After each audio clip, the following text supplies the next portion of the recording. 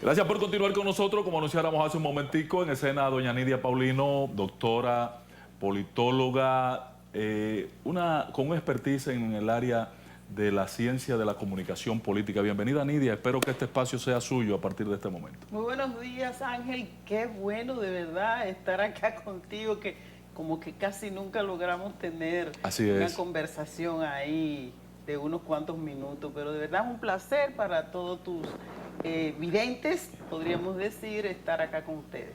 Un placer tenerla aquí. Buenos días. Buen día. El tema de la comunicación política se hace en estos momentos bastante imprescindible, podríamos decir. Estamos en un año electoral. Pero aquí en la República Dominicana, por ejemplo, los comunicadores que laboran en áreas de comunicación en el gobierno confunden eso, comunicación gubernamental con comunicación política. ¿Necesitamos quizás más orientación, más formación en ese sentido? Bueno, formación siempre. En lo que respecta a la comunicación política es siempre porque... Y actualizarse. Exactamente. La comunicación es algo transversal a todo. Todo comunica. Sí. Es algo que tenemos que tener presente. Hasta una fotografía. Todo comunica. Cualquier cosa que hagamos comunica. Lo que queramos decir o lo que interpreten los demás, esas son otras cosas. Pero cuando de comunicación política se hace, no es que hay un tiempo para la comunicación política. Exacto.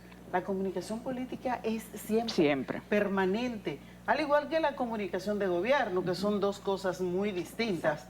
Cuando estás fuera del gobierno, que haces comunicación política, en el medio está un partido político generalmente. Y ya cuando nos vamos a una campaña electoral, está un candidato. Pero si de gobierno se trata, el gobierno necesariamente, obligatoriamente, tiene que hacer comunicación de gobierno. Y esta tiene que ser efectiva. ¿Por qué? Porque tú te debes a alguien que confió en ti, que te dio su voto y que tú vas a administrar las cosas que le pertenecen, porque hay que tener eso claro. Por lo tanto, tú tienes que vivir constantemente informándole a ese público de electores que te votó. Pero ¿qué significa eso, Nidia? Excelente la descripción que usted da de la necesidad de comunicarle a quien yo soy el administrador de sus bienes, de su activo. Pero para derivar en un proceso como el de ANLO en México, que todos los días a las 7 de la mañana tiene una... Pero ya los periodistas... O el caso de Venezuela, televisión y radio todos los días. O sea, ¿hasta qué punto esa línea de comunicación efectiva? Porque hay un hartazgo. Mira, hay una cosa que es importante y es que nosotros decimos que en política menos es más. Pero cuando se trata de comunicación lo que tiene que haber es un plan, una coordinación. Sí. Porque no necesariamente un presidente tiene que estar todos los días expuesto. Comunicando. No. ¿Por qué? Porque tú tienes unas instituciones dentro del mismo gobierno que tú la designaste para la comunicación. Tú tienes un vocero que lo elegiste para comunicar todas y cada una de las acciones que tú pretendes hacer y vas a hacer. Por eso el storytelling y el story doing, que tiene que utilizarlo permanentemente un gobierno. De ahí que el presidente no tiene que estar todos los días. Es una exposición innecesaria. Pero de que tú tienes que comunicar a través de tus voceros sin cansar, porque tiene que ser una comunicación efectiva. Lo que estás realizando al pueblo, eso hay que hacerlo. El modo en que tú lo hagas, de eso depende todo. Saludos, doña Nidia. Pero yo vi, escúchame, Jorge ahorita hablaba del Ministerio de Deporte, por ejemplo, y yo vi en la página del Ministerio de Deportes, las redes del Ministerio de Deportes, YouTube, que subieron un video de una actividad del Partido Revolucionario Moderno. O sea, una actividad política a una red institucional. No es sorprendente, República Dominicana, que esto suceda. La verdad es que no sé si a ti te sucede permanentemente de ver estas cosas, porque a mí sí. Ahora, pero a mí todavía me sorprende. Hay una línea muy fina. Que no sepan, o sea, que no sepan, que no se puede, que no es correcto, que no es ético. Ahí lo penoso es, María, corríjame usted, doña Nidia, es que no dominamos lo que es el concepto institucional. Sí. no se tiene dominio, pero es un problema de formación política. Claro. Es en los partidos que está la debilidad. Y no solo de formación política, sino que es un problema de los funcionarios, los lugares que ocupan. Porque tú tienes que saber el lugar que estás ocupando. Y al tú saber el lugar que estás ocupando, necesariamente sabes qué está dentro y fuera de tus funciones. Tú no puedes confundir la magnesia con la gimnasia, porque son dos cosas que están muy divorciadas, a pesar de que las palabras se parecen mucho. ¿Qué sucede en esto? Que este es un país eminentemente politizado. No siempre tenemos los funcionarios en los lugares que deben estar y con los conocimientos necesarios para realizar sus funciones. Y es por eso que se cometen estos tipos de errores que, lógicamente, alguien como tú, que de esto se le entiende, se da cuenta, porque ellos piensan que la gente es tan ignorante que no se da cuenta de las cosas que hacen. Pero esas son apreciaciones que están completamente disfocadas, dislocadas, porque no hay una cosa más inteligente que la gente, y más cuando quiere ver las cosas. No puedes apuntar a eso cuando gobierna, a la ignorancia de la gente, porque en realidad no es así. Repita eso, no apostar a la ignorancia de la gente cuando se gobierna. Jorge. Sí, hemos visto, doña Nidia, que hay una confusión, no sé si a usted le parece igual que a mí, de lo que es la propaganda, lo que es la comunicación institucional y lo que es la comunicación estratégica ya a alto nivel. Y que muchos candidatos e instituciones se basan mucho en las dos primeras y desconocen la importancia de la comunicación estratégica y la diferencia que tiene, porque es una comunicación más especializada. Usted podría decirnos si usted ha visto esto en alguna persona que usted ha trabajado aquí o en las instituciones del Estado que usted ha observado o analizado. Mira, es el pan de cada día. ¿Y sabe cuándo suceden estos tipos de confusiones? Cuando realmente o muchas veces tú no tienes nada que decir, no tienes nada que exhibir. Entonces, ¿qué tú haces? Que tú vas y pescas en otros terrenos y ahí empieza la comunicación, porque vamos a hacer la diferencia primero en estos tres renglones que tú has dicho.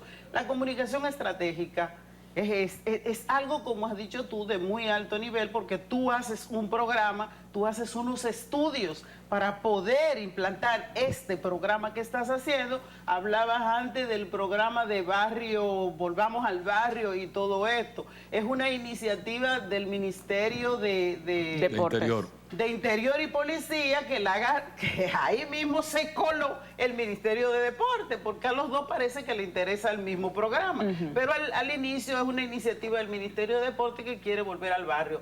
Ahí se necesita una comunicación estratégica.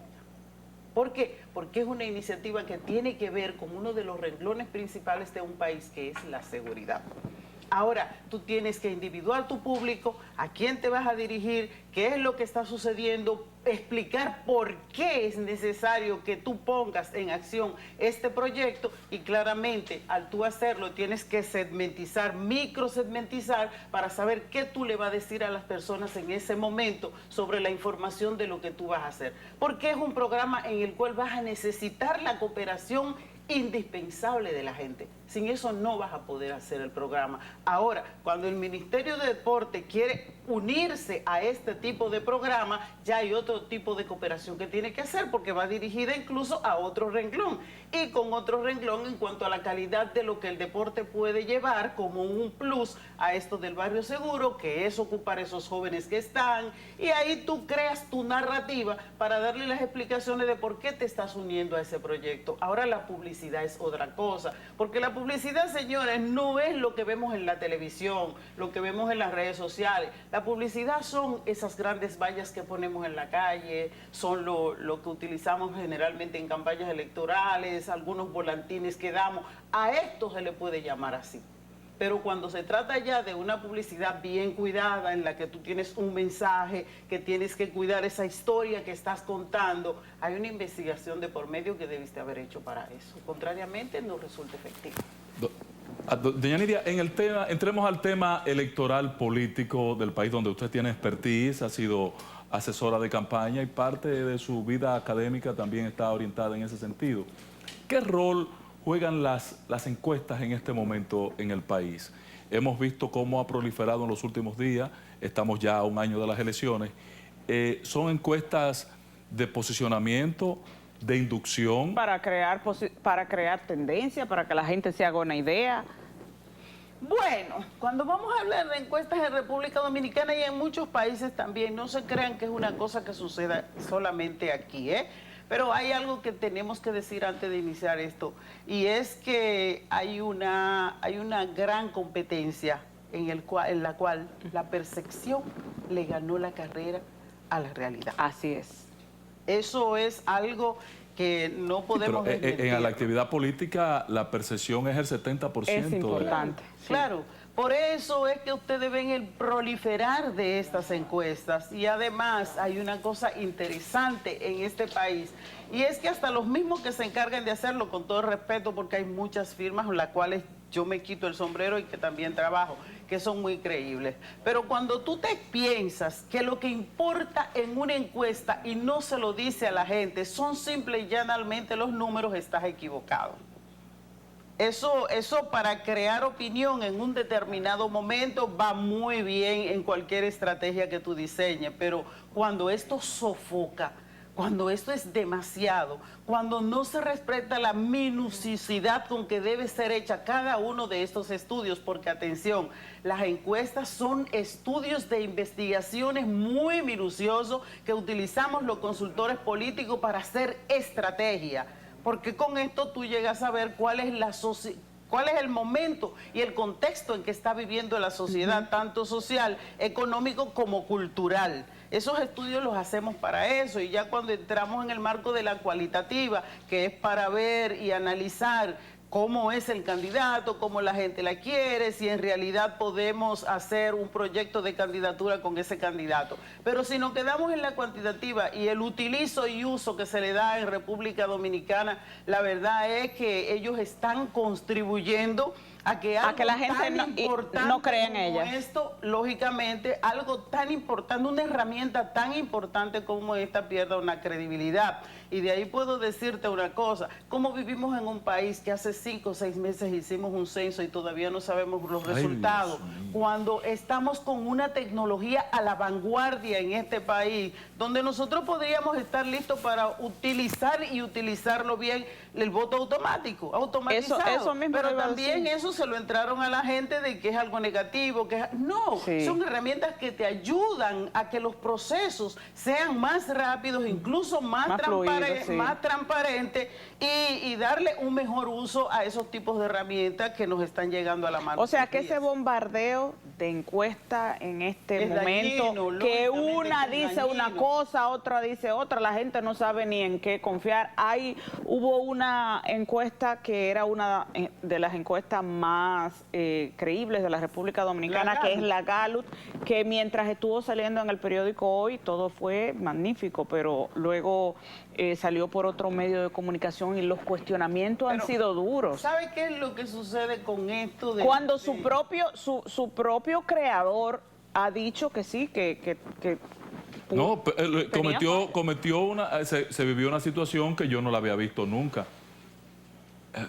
Pedir que si ella estaba de acuerdo, repetía la encuesta, porque reconociendo que hubo errores y fallos. Sí. ¿Qué impresión le dio ese momento? Eso fue el fin de una historia, porque nosotros conocemos la Gallup, sabíamos que era una marca muy respetable, incluso a nivel internacional, proporcionaban datos muy creíbles, sus fichas técnicas, los formularios, el método también de las entrevistas de profundidad, los focus group, todo esto que utilizamos en eso, era muy creíble la Gallup, pero ustedes también se dieron cuenta que ellos dijeron que hay unos nuevos propietarios de la Gallup.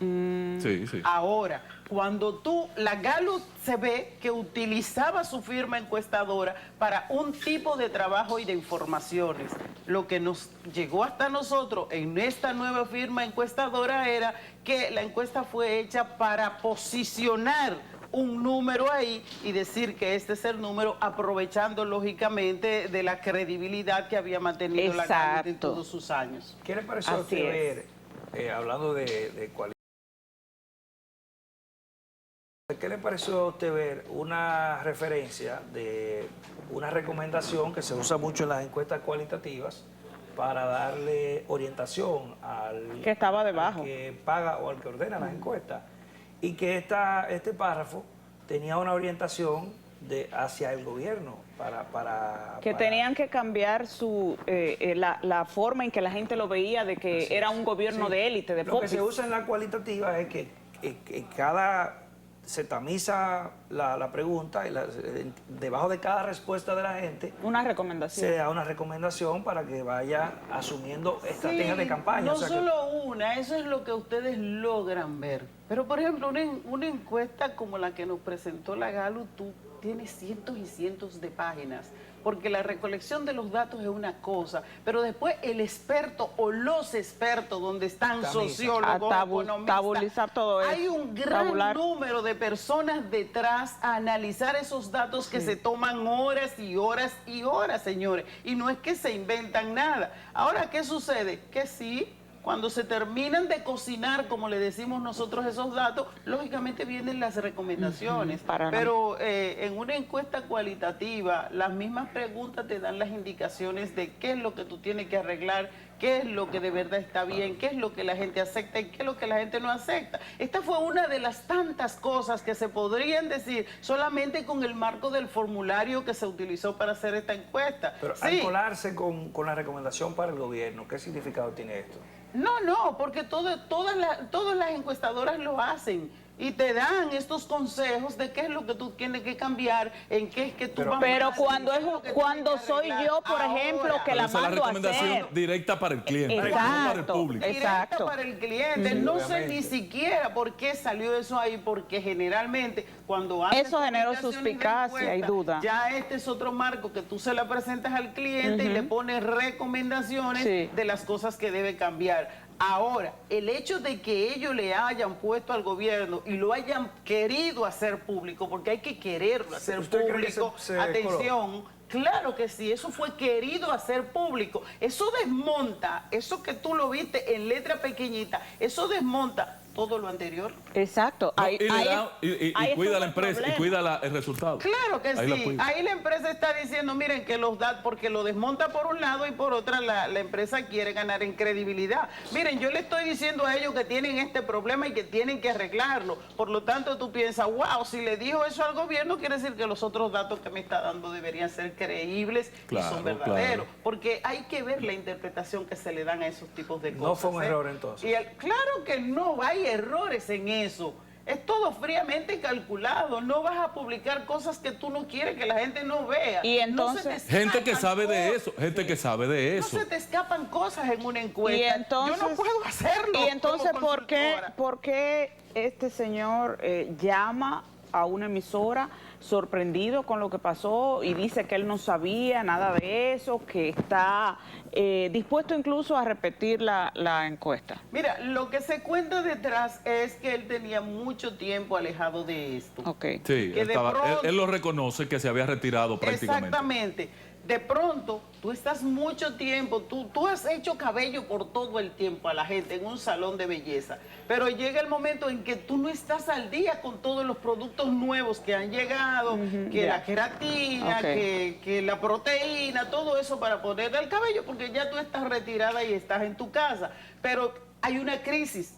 Hay que resolver la crisis. Y él tiene el que dar la la cara. tiene. Entonces, ¿qué es lo que piensa el que va a resolver la crisis? Pero ven acá, este hombre es creíble, aunque se está retirado, porque todo lo que hizo en su carrera fue algo muy serio lo que construyó. ¿Qué tú haces? Llamas al Lo hombre, llama a él, que es el ya que lo tiene la pones credibilidad. delante, ¿entiendes? Y al fin y al cabo él da la noticia, pero tú no lo empapas de lo que está sucediendo realmente. A ti te interesó simple y llanamente que él vaya a dar unas declaraciones. Cuando se va al fondo, que él no sabe nada, eso acrecienta la crisis. Eso es así.